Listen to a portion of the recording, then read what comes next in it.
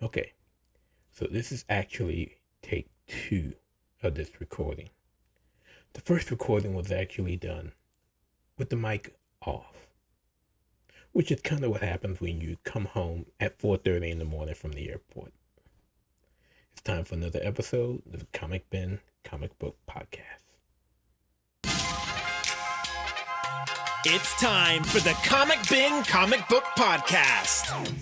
The podcast you look forward to for all of your news and reviews of the best comic books hitting stands.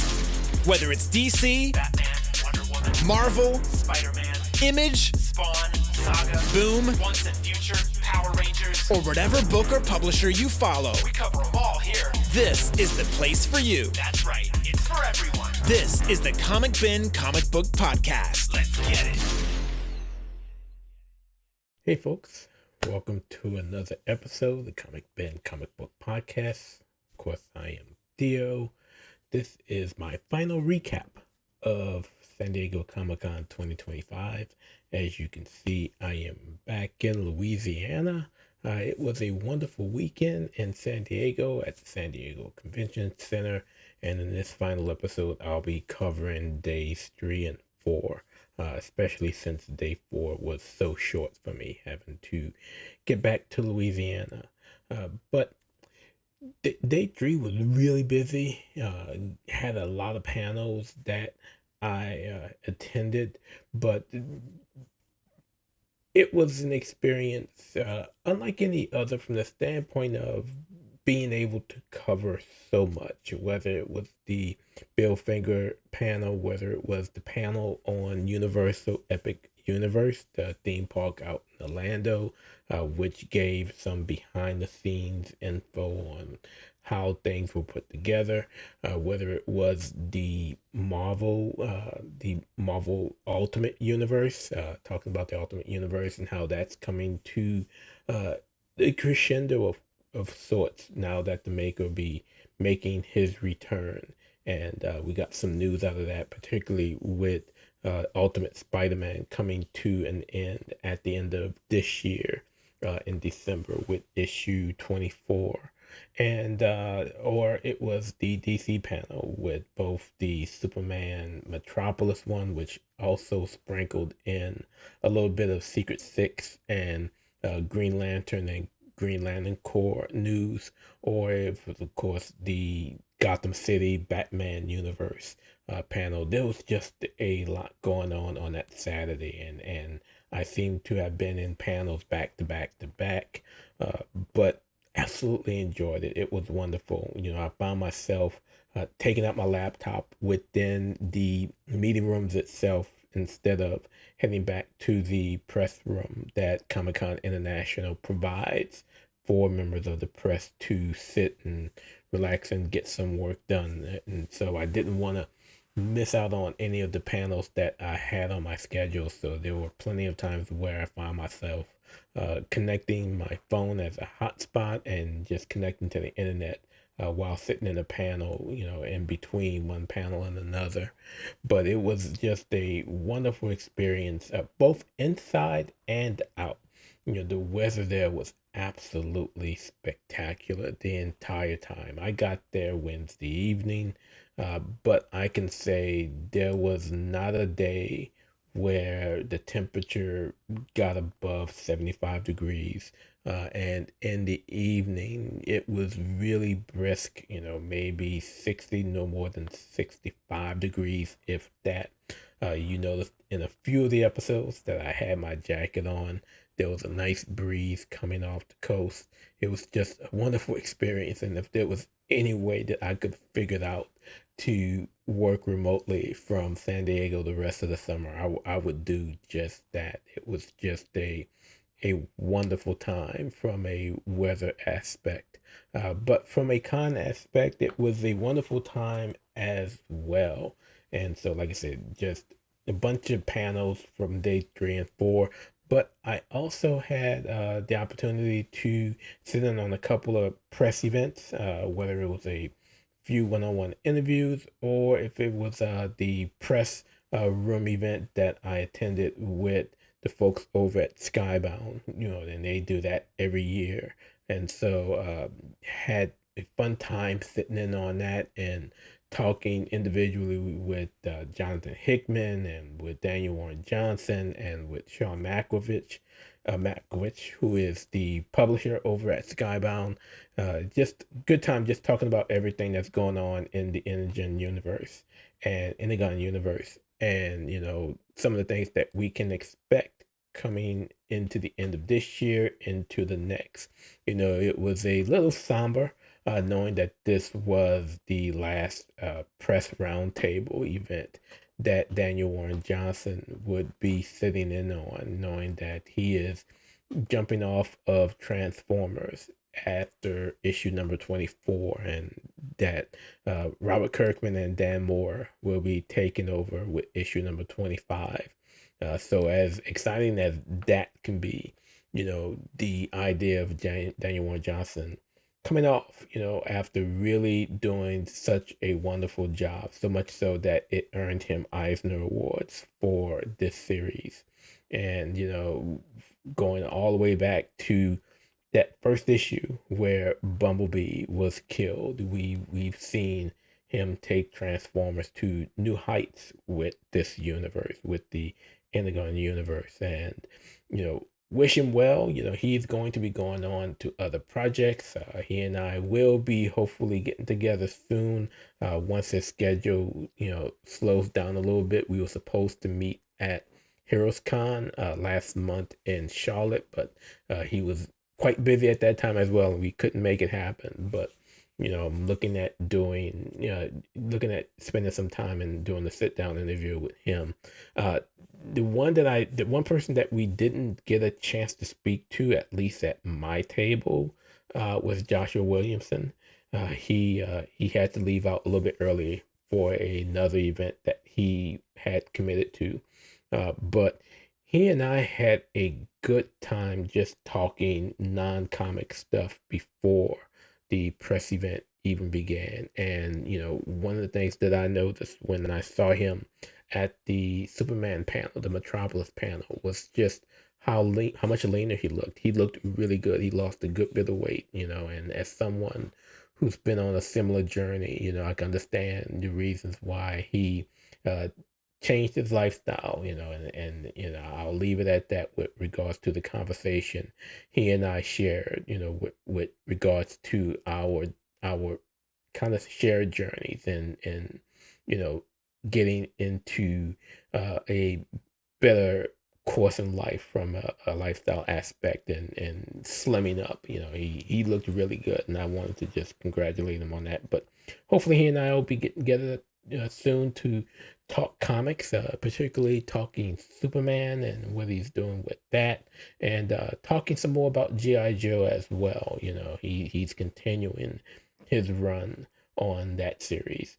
But that press event, they do that every year. They do it once at San Diego, and they do another one in October at New York, and I look forward to sitting in on that one as well. And I really thank the folks at Skybound, especially my good friend Shannon, for inviting me, as she does every year. But that was, Saturday was just a really busy day. By the time I made it back to the hotel room, I was truly beat, crashed on the bed, and probably, slept, from 7 till about 1 in the morning before I realized I needed to get into my PJs and really get comfortable for waking up for Sunday.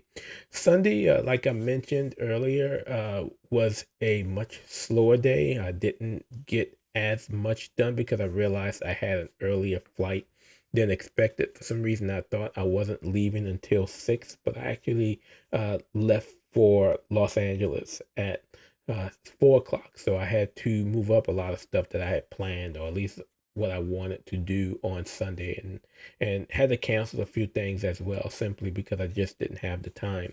But I did get a chance to sit down with cover artist and writer Monty Michael Moore, who I actually commissioned to do a sketch cover for me, and we talked about that. I'll be posting that interview on the YouTube channel. Well, when I get a chance to, edit and make sure all of that is okay.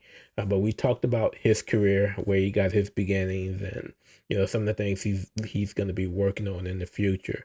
If you follow Monty on Facebook or on Instagram, his style of drawing is absolutely stunning. Which is why I asked him to commission that cover for me. It was a blank sketch cover of A-Force #1. And so I had him do a sketch of She-Hulk, and it turned into a beautiful piece. It's still not finished. He and I agreed that I'd rather him take his time to make it perfect than to try to rush and make it complete, just so I could take it with me before leaving for home. And so I'm hopefully will get that in the mail pretty soon from him. But I'll have that interview up on the website. There were a few other interviews that I did while I was out there, including, and I mentioned already before, with some of the guys over at Mad Cave Studios to talk about Speed Racer. I'll be posting that, and then I'll be posting a few other things that I did while I was out there. But, again, day 2 was, again, really cut short. I was happy that I was able to meet up and speak for a few minutes with Joseph Ilyich.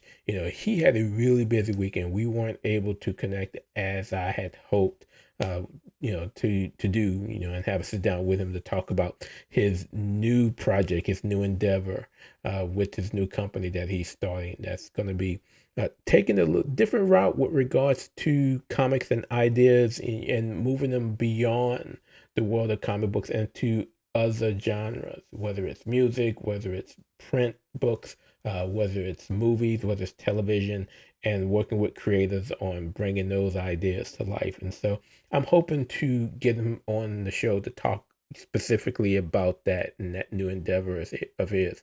But I was happy that we were able to meet up while I was walking over to the Marriott, which is right next door to the convention center.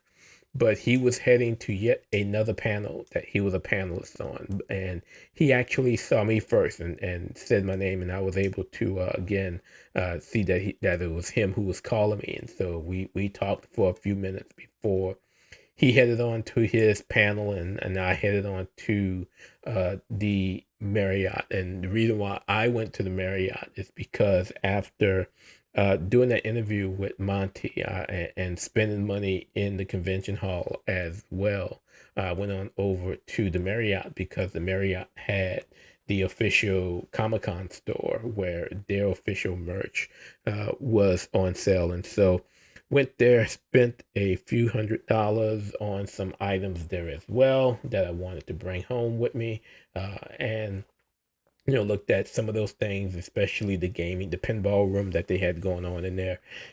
One of these days, I'm going to get to San Diego, and it's going to be as a participant, as just a regular attendee, and really, really take my time and enjoy all the events that goes on there. But, if you've never been, or you've never had the opportunity to go to San Diego for San Diego Comic-Con, and I say this, as someone who's not just a comic book fan, but if you're just a fan of pop culture and you get the opportunity to participate in the lobby lottery to, get a chance at getting tickets to Comic-Con, I strongly urge you to do so. And if you could only get a ticket to one day, even if it's the Sunday, the final day of the event, I implore you to take advantage of that, because even if you're not able to get a ticket into Comic-Con itself and into the convention center itself, there's so much more that's going on in that area, whether it's at, any of the area hotels across the street or anywhere else within the Gaslamp district that's going on throughout that entire weekend celebrating Comic-Con. There's always something that you could do, and strongly urge you to, experience that. Put that on your bucket list to experience at least once. This was my second year heading out to San Diego to cover the event as a member of the press. I want to thank the folks at Comic-Con International for allowing me to do so. I really had a wonderful time and a wonderful experience. I look forward for them to see the work that I've done with putting a lot of that stuff together once I do my final stories with regards to some of the panels that I sat in on. But yeah, if you as a fan of pop culture are able to make your way to San Diego and get your hands on at least one day with a badge to the convention, make sure Comic-Con is on your bucket list and you take part in it. Like I said, there's so much more going on, even outside of the convention hall, that you can participate in and just have fun and hang out. And I truly enjoyed, my time there. Again, I wish I could work there remotely for the rest of the summer just for the weather alone. I wish I could have taken some of that weather and brought it back with me. But yeah, it was a wonderful time. All 4 days covering San Diego and Comic-Con itself. Look forward to doing it again next year. And that is pretty much all I got to say about it. It was a wonderful time, a wonderful experience. I enjoy having that opportunity to meet new colleagues and chat with old colleagues who I've known for a while. And it gives us members of the press time to speak one-on-one with creators and executives while walking from my interview with Monty over to the Marriott. In addition to seeing Joseph Ilyich, I also met and had a conversation with Matt Pizzolo, who's the co-founder of Black Mask Studios. I am hoping to get him on the show in the coming weeks, the coming months, to talk about what they're talking about and what they're doing over there at Black Mask Studios. While I was over there talking to him, I realized there was a volume from the Black Universe that I did not have. So I was able to pick up that trade paperback while I was at the table talking to him. And ironically, before heading out to San Diego, the final volume of White that I had backed on Kickstarter arrived. So, I participated and supported that campaign for the hardcover volumes of Black and of White. And so now I have all of the stories within that universe. I hope we get more out of that one day with Black Mask. But I'm looking to have him back on the show, or at least have him on the show for the first time as well. So that is going to do it for this episode, this final episode, talking about all things San Diego Comic-Con.